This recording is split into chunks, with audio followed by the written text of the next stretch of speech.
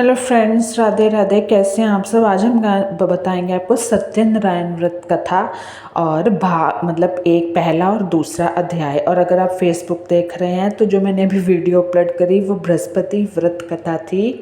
ये है सत्यनारायण जी की कथा, तो प्लीज़ सॉरी। हम शुरू करें। शास्त्र में बताया गया है कि सत्यनारायण व्रत कथा का पाठ करने से व्यक्ति को 1000 यज्ञ करने के बराबर पुण्य फलों की प्राप्ति होती है। सत्यनारायण भगवान व्रत कथा में भगवान विष्णु के सत्य स्वरूप के बारे में बताया गया है। इस व्रत का पाठ करने से घर में सुख समृद्धि का वास होता है और भगवान विष्णु की कृपा बनी रहती है। अब इसके महत्व के बारे में कथा जानिएगा कि इस कथा को करने से कितने पुण्य मिलते हैं, कितना फायदा होता है, क्या इंसान को दुखों से छुटकारा मिलता है। शौनक आदि 88,000 ऋषियों ने भी सूत जी से पूछा, हे प्रभु, इस कलयुग में वेद विद्या रहित मनुष्य को प्रभु भक्ति किस प्रकार मिल सकती है तथा उनका उद्धार कैसे होगा। हे मुनि श्रेष्ठ, कोई ऐसा तप बताइए जिससे थोड़े समय में ही पुण्य मिले और मन वांछित फल भी मिल जाए।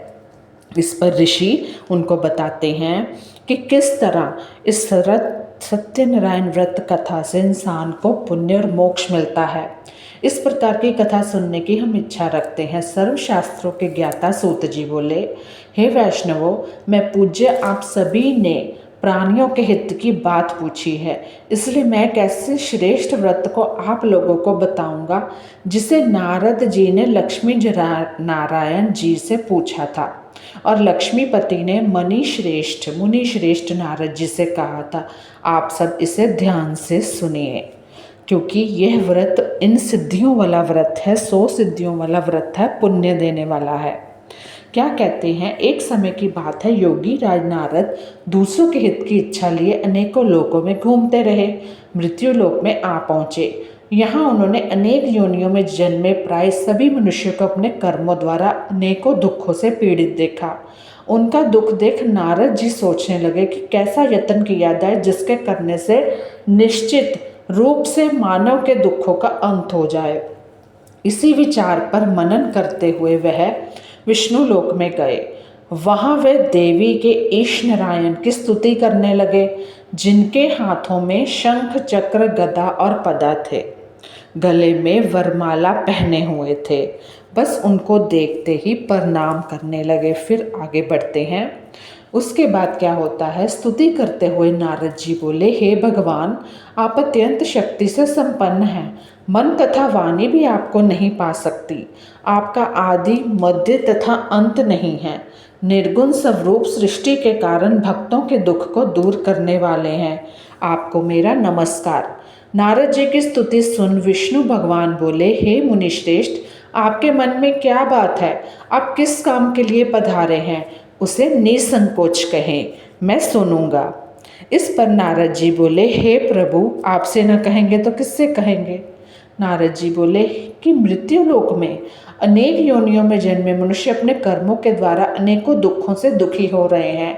हे नाथ, आप मुझ पर दया रखते हो तो बताइए कि वह मनुष्य थोड़े प्रयास से भी अपने दुखों से कैसे छुटकारा पा सकते हैं। इस पर नारद जी जब उनको बोलते हैं विष्णु जी को, तो आगे विष्णु जी क्या कहते हैं। श्री हरि बोलते हैं, हे नारद, मनुष्य की भलाई के लिए तुमने बहुत बड़ी बात पूछी है, जिसके करने से मनुष्य मोह से छूट जाता है। वह बात मैं कहता हूँ, उसे सुनो। स्वर्ग लोक व मृत्यु लोक दोनों में एक दुर्लभ उत्तम व्रत है जो पुण्य देने वाला है। आज प्रेम वश होकर मैं उसे तुमसे कहता हूँ। श्री सत्यनारायण भगवान का यह व्रत अच्छी तरह विधान पूर्वक करके मनुष्य तुरंत ही यहाँ सुख भोग कर मरने पर मोक्ष प्राप्त करता है। लेकिन कैसे, वही आज हम जानेंगे।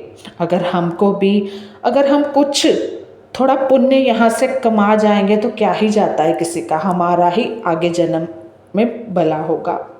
श्री हरि के वचन सुन नारद जी बोले कि उस व्रत का फल क्या है और उसका विधान क्या है। यह व्रत किसने किया था, इस व्रत को किस दिन करना चाहिए, सभी कुछ विस्तार से बताएं। नारद की बात सुनकर श्री हरि बोले, दुख व शोक को दूर करने वाला यह सभी स्थानों पर विजय दिलाने वाला है। मानव को भक्ति और श्रद्धा के साथ शाम को श्री सत्यनारायण की पूजा धर्मपरायण होकर ब्राह्मण व बंधुओं के साथ करनी चाहिए। भक्ति भाव से ही नैवेद्य केले का फल, घी, दूध और गेहूं का आटा सवाया ले।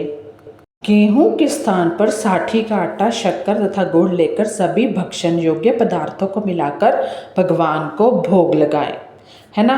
अब इतना करना है। जब भी आप व्रत कर रहे हैं, ब्राह्मणों सहित बंधु बांधवों को भी भोजन कराए। इसके बाद स्वयं भोजन करें। भजन कीर्तन के साथ भगवान की भक्ति में लीन हो जाएं। इस तरह से सत्यनारायण भगवान का यह व्रत करने पर मनुष्य की सारी इच्छाएं निश्चित रूप से पूरी होती हैं। इस कली काल अर्थात कलयुग में मृत्युलोक में मोक्ष का यही एक सरल उपाय बताया गया है। तो इस कलयुग में उसके बाद क्या कहते हैं, दूसरा अध्याय शुरू होता है। पहला अध्याय संपूर्ण हुआ। सूत जी बोले, हे ऋषियों, जिसने पहले समय से व्रत को किया था उसका इतिहास कहता हूँ, ध्यान से सुनो। सुंदर काशीपुरी नगरी में एक अत्यंत निर्धन ब्राह्मण रहता था। भूख प्यास से परेशान वह धरती पर घूमता रहता था। बहुत ही बूढ़ा था, लेकिन वो कहते हैं ना कि कोई अगर मार्गदर्शन वाला मिल जाए तो आपका जीवन सफल हो जाता है। ब्राह्मण से प्रेम करने वाले भगवान ने ब्राह्मण का वेश धारण कर उनके पास जाकर पूछा, हे विप्रे, नित्य दुखी होकर तुम पृथ्वी पर क्यों घूमते रहते हो? दीन ब्राह्मण बोला, मैं निर्धन ब्राह्मण हूँ, भिक्षा के लिए धरती पर घूमता हूँ। हे भगवान, यदि आप इसका कोई उपाय जानते हो तो बताइए। वृद्ध ब्राह्मण कहता है कि सत्यनारायण भगवान मनोवांछित फल देने वाले हैं, इसलिए तुम उनका पूजन करो। इसे करने से मनुष्य सभी दुखों से मुक्त हो जाता है। तो इस पर ब्राह्मण पूछता है, कैसे, क्या करना है? वृद्ध ब्राह्मण बनकर आए सत्यनारायण भगवान उस निर्धन ब्राह्मण को व्रत का सारा विधान बताकर अंतर्ध्यान हो गए। ब्राह्मण मन ही मन सोचने लगा कि जिस व्रत को वृद्ध ब्राह्मण करने को कह गया है, मैं उसे ज़रूर करूँगा। यह निश्चय करने के बाद उसे रात में नींद नहीं आई। वह सवेरे उठकर सत्यनारायण भगवान के व्रत का निश्चय कर भिक्षा के लिए चला गया। उस दिन निर्धन ब्राह्मण को भिक्षा में बहुत धन मिला, जिससे उसने बंधु बांधवों के साथ मिलकर श्री सत्यनारायण भगवान का व्रत संपन्न किया। भगवान सत्यनारायण का व्रत संपन्न करने के बाद वह निर्धन ब्राह्मण सभी दुखों से छूट गया, अनेक प्रकार की संपत्तियों से युक्त हो गया। उसके बाद इस समय से यह ब्राह्मण हर माह इस व्रत को करने लगा और इस तरह से सत्यनारायण भगवान के व्रत को जो मनुष्य करेगा वह सभी प्रकार के पापों से छूटकर मोक्ष को प्राप्त होगा। जो मनुष्य इस व्रत को करेगा वह भी सभी दुखों से मुक्त हो जाएगा और इसकी कथा भी सुनेगा, क्योंकि इस कथा सुनने पढ़ने से ही इंसान मोक्ष को प्राप्त करेगा। अब उसके बाद क्या हुआ वही जानेंगे। सूत जी बोले, हे मुनियों, जिसने इस व्रत को किया है वह सब सुनो। एक समय वही विप्र धन व ऐश्वर्य के अनुसार अपने बंधु बांधवों के साथ इस व्रत को करने को तैयार हुआ। उसी समय एक लकड़ी बेचने वाला बूढ़ा आदमी आया और लकड़ियां बाहर रखकर अंदर ब्राह्मण के घर में गया। प्यास से दुखी व लकड़हारा उनको व्रत करते देख विप्र को नमस्कार कर पूछने लगा कि आप यह क्या कर रहे हैं? तो उन्होंने बताया कि व्रत कर रहा हूँ तथा इसे करने से क्या फल मिलेगा, कृपया मुझे भी बताएं। तो ब्राह्मण ने कहा कि सभी मनोकामनाओं को पूर्ण करने वाला ये सत्यनारायण भगवान का व्रत है।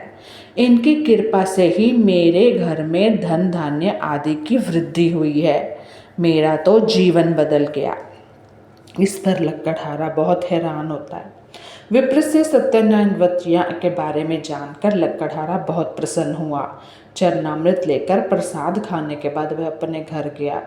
लकड़हारे ने अपने मन में संकल्प किया कि आज लकड़ी बेचने में जो धन मिलेगा उसी से श्री सत्यनारायण भगवान का उत्तम व्रत करेगा। और मन में इस विचार को ले बूढ़ा आदमी सिर पर लकड़ियां रखकर उस नगर में बेचने गया जहाँ धनी लोग ज़्यादा रहते थे। उस नगर में उसे अपनी लकड़ियों का दाम पहले से 4 गुना अधिक मिलता है। ये तो चमत्कार हो गया भगवान श्री हरि का।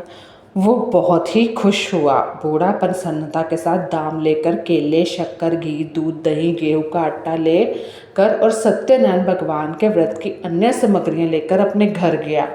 वहाँ उसने अपने बंधु बांधवों को बुलाकर विधि विधान से सत्यनारायण भगवान का पूजन और व्रत किया और इस व्रत के प्रभाव से वह बूढ़ा लकड़हारा धन, पुत्र आदि से युक्त होकर संसार के समस्त सुख भोग अंतकाल में वैकुंठ धाम चला गया। तो कैसे लगे दोनों अध्याय ज़रूर बताइएगा। जय श्री हरि विष्णु जी की कथा। धन्यवाद।